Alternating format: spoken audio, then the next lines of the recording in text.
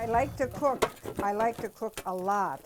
After nearly 2 years of pretty views, pleasant neighbors, and plenty of space for her favorite pastime, Mary Lehman has really warmed up to apartment living at Essex Senior Housing. There's only one problem. I haven't done much cooking at all. I've been eating at the senior center. That's because her food won't stay cold. I'm afraid to eat stuff because I'm afraid it's spoiled and I'll get sick. Essex Housing recently swapped out Mary's refrigerator with this smaller version. When I go anywhere and I have food left over and bring it home, I have to eat it the next day. It's not safe to be in there any longer. If you go in there at any given time, you can go in there and find foods that's rotten in your refrigerator. When we visited, Mary showed us mold growing on the back of the fridge wall. And she isn't alone. No, there's 6 of us.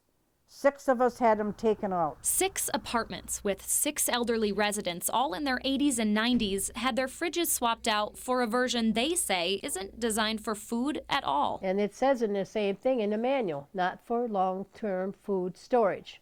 Medical refrigerators only.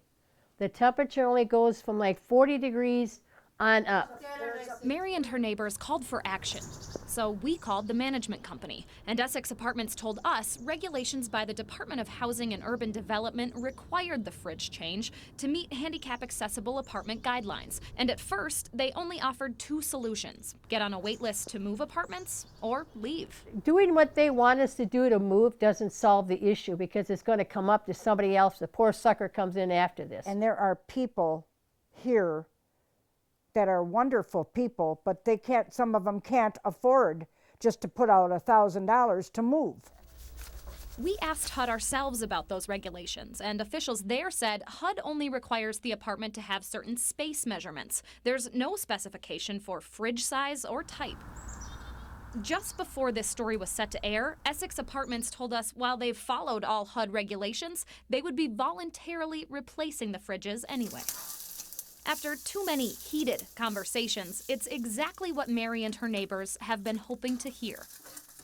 In Wanakee, I'm Leah Lynchide for WISC News 3.